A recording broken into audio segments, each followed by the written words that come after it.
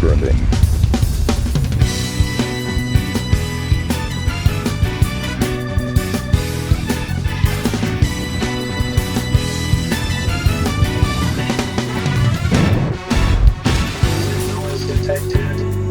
Reaction on sensor.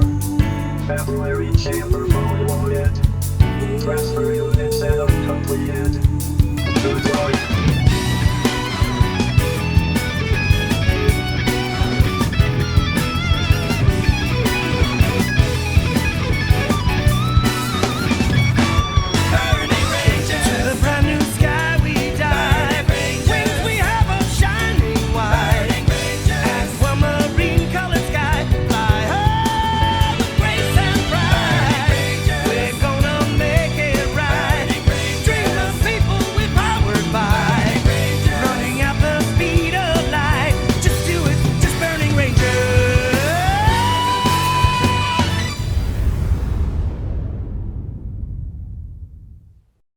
So, was that awesome or what? What?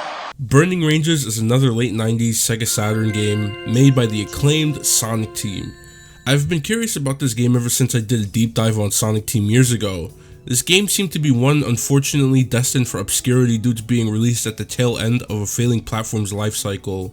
Thankfully, fans of the game, and to some extent Sega themselves, have refused to let this game's flame die out, as some of its music and characters have been featured in a multitude of games since its release. And along with the other people who have made reviews about it for your viewing pleasure on YouTube, I'm here to keep the flame going. This is my own review of Sonic Team's fiery swan song for the Sega Saturn. The story of Burning Rangers is centered around two young recruits, Sho Amabane and Tillis, who joined the Burning Rangers organization around the same time. This story takes the approach of being told more so through its gameplay. As you progress through the levels, Chris, the team navigator, along with the other members of the group, Lead Phoenix and Big Landman, are in constant communication with each other and the player. Sho and Tillis will also be on the comms depending on which player you choose at the start. Through these constant comms, the story of each of the 4 levels unfolds a greater narrative. It's revealed that a signal from the first level was sent to an area around an old space colony currently being dismantled. Wait, space colony?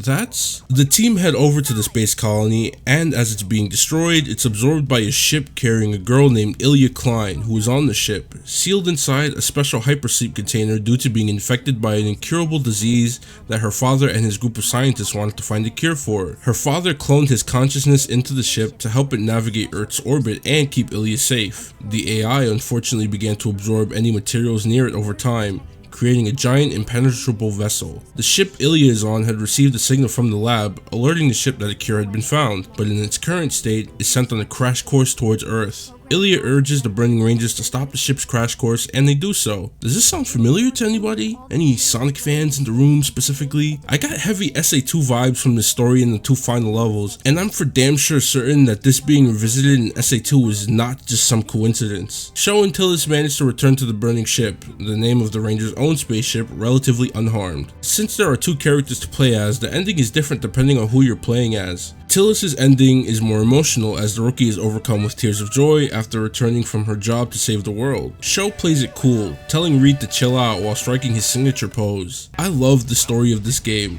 I appreciate the unique use of a voice navigation system to tell the story. There's little to no plot dumping or expositioning going on. The characters talk as they move, and along the way, we not only get the unraveling of a good story, but we also get to see the layers of some of the characters get peeled back.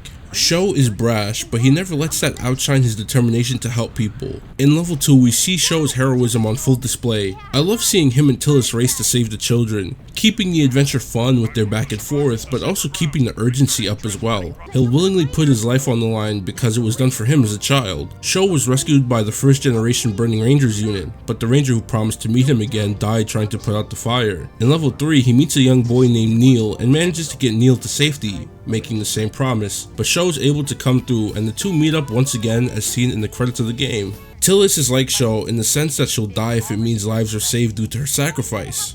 Her own backstory is tragic, as she doesn't quite remember her parents dying in the fire. She was placed under government foster care and was apparently experimented on, or at least that's what TV Trope says, as her character profile in the manual makes no mention of this. I wonder if it's something I missed due to not going to a certain area to trigger some certain dialogue or something. She can speak Dolphin fluently, but no one makes a big deal out of that. Anyway, Tillis' cold upbringing spawns a desire to do her best to make sure kids don't suffer the same level of loss that she had to endure. There are times where Tillis feels like she's in too deep as a rookie, her own scene with Neil playing out differently where she also promises to return but then asks herself what she's gotten into. She's got the determination, but being the youngest of the group leads her to being more positive about situations but equally as unsure. Reed, or Lead Phoenix, is the veteran of the group alongside Big Landman. He takes a liking to the two rookies but shows it differently. With Sho, Reed is constantly on his head, taunting him, telling him not to be too cocky, but Sho often replies with his own quips. There's a clear brotherly bond on display here, which becomes obvious at the end of Sho's story when Reed is relieved to see Sho alive, but then puts on a face when Tillis and Chris take notice. With Tillis, Reed is the caring big brother. He speaks more softly to her compared to Sho, which makes for some funny observations once you take notice. The character interactions are so good in this game. I love Tillis and Sho's dynamic the most. Two young guns eager to prove themselves and save lives. Their youth showing through the most in level 2, where depending on who you play, you'll come across Sho or Tillis on the lower level, and no matter who you're playing as, they'll challenge you to a race. It's a fun moment. Tillis' lines where she says, "Loser buys lunch for a week," and "Yeah right, eat my dust," are great. The two are generally very encouraging of each other, and it's nice to watch play out throughout the game. Big Landman's interactions are also some of my favorites. I loved him roughing up one of the space colony workers in level 3. Him and Sho being down to throw hands with these people made me laugh. Chris's big sister moment with Tillis at the end of level 2 was also sweet. There's so many instances of little tweaks and character interactions depending on if you're playing as Sho or Tillis that take place. I didn't even mention that Ilya herself joins the Burning Rangers after helping them save Earth, and Tillis immediately adopts the big sister role. This is shown in the credits that feature stories that unfold through the game, receiving their own nice little wrap-ups while opening the door for new adventures to take place. There's some nice bit of world building present as well. Whenever you save people, you receive an email from them where they either simply thank you, talk about how you inspired them, or even drop a dash of what's going on in their own lives. Makes the world feel alive seeing so many people share their thoughts through these emails. You can even send emails as well. You also get emails from different members of Sonic Team, which is cool to see. The game may be short, taking about 2 hours to complete, but the replay value is not only in the novelty of getting a higher score and a better ranking. It's also in the characters and the story itself. It's an enjoyable experience, enhanced by what is obviously a huge inspiration for the story of Sonic Adventure 2. The game's presentation is stellar. It screams 90s while showing off what people felt like the future of technology would be at the time.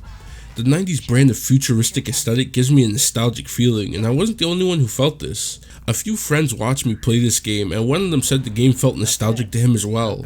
I find it interesting that creative visions of the future in the 90s feel like relics of the past. The words "Burning Rangers" spinning around every which way in the background reminds me of the main menu from Sonic Adventure 2. That game seems to borrow some key things from Burning Rangers. Another presentation trait that the two games share is having two different stories depending on who you play as. The animated cutscenes were made by TMS Entertainment and its subsidiary Seo Movie, and they look pretty good. I'd love to see what they look like without all this Sega Saturn video compression going on. A Burning Rangers anime totally would have been one of those fun, under the radar late 90s anime. The concept itself is interesting enough to get an anime even today if Sega ever thought about revitalizing the IP. The in-game stuff looks good to me, but it's nowhere near as colorful as Nights into Dreams. It has its moments, but the game's atmosphere is darker, with stage designs resembling Sonic Team's take on a futuristic environment. Their ability to completely change the vibes of their games one after another is really impressive. While I think the visuals still look nice enough, there are times when it's clear that the Saturn's limitations are shown with odd graphical glitches during some of the in-game cutscenes, and the camera's a bit janky as sometimes it'll show you the out-of-bounds areas and the pop-in is pretty bad. In level 4, the other side of the level isn't even shown until one of your partners jumps to the other side despite it being so close by. I wonder if some of these problems also stem from the engine used to make Nights, seeing as how the pop-up in that game is also egregious when you're in one of those full-view 3D sections of the courses. Whatever the problem may be, I think the game looks good. I love its futuristic aesthetic and atmosphere. It's obviously not perfect, but it's good enough for the time, and I imagine the game's art direction and graphics were seen as top of the line with its uniqueness while being able to fit in seamlessly with the times. I don't have much to say about the music this time around. The team opted to not include much music as they felt it would interfere with the voice navigation element. The music we do get though is great, as usual with the returning composers such as Naofumi Hataya and Fumi Kumatani doing their thing, blending the sounds of rock, jazz, hip-hop, and funk to create a unique sound to this game. They're joined by a new third, Masaru Setsumaru. Some of the more somber tracks, like the one that plays at the end of Tillis' story, are also really good. The rare use of music throughout the game adds to the tone of whatever is being conveyed in the moment. The vocal tracks are incredible. Tomoko Sasaki returns as a writer for the song I Just Smile that plays during the credits. I was surprised to see her name pop up in the credits, and the song itself is excellent. The other two vocal tracks are some of the best songs I've ever heard, both in English and in Japanese. I can't get enough of Angels with Burning Hearts. Seek out the soundtrack whenever you get the chance. There isn't much to it, but what we do get is great, but is that really surprising? The gameplay is rather simple. You move smoothly in 3D environment and can jump large distances and heights thanks to the jet boosters on your back. There's some jank with the jet booster jumping, as sometimes I want to jump to a ledge to either side of me, but my character will instead do a shifting move instead of jumping. If you're in the air and move the joystick around, your character will briefly fly in multiple directions. It's a bit frustrating, but it's not that bad once you get a handle on it, which should be quick. If you hear a whistling sound and hold back on the joystick or D-pad, your character will theoretically jump back to avoid the fiery explosion. I say in theory because sometimes multiple explosions will happen at once, so even if you press back, there are times where you just end up getting caught in another fire anyway, or your character won't move that far back, causing you to get hit and lose your crystals. Crystals are basically your sonic rings in this game. Having them provides you with shielding energy.